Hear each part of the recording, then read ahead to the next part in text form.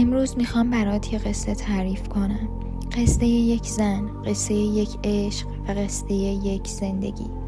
قصه زنی که زندگیش در هم آمیخته شده با هنر، در هم آمیخته شده با رویا، با تخیل، در هم آمیخته شده با تبدیل اون رویا به طرح، به الگو، به لباس و در نهایت به یک واقعیت که اسم اون واقعیت هست هنر.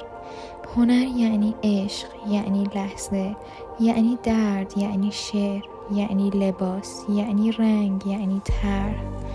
هنر همیشه فراتر از چیزیه که بقیه راجبش فکر میکنن و این رو فقط هنرمندان و علاقمندان به هنر درک میکنن.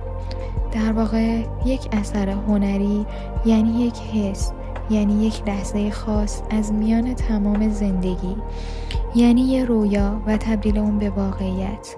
یک اثر هنری قرار نیست همیشه جذاب یا حتی خاص به نظر برسه.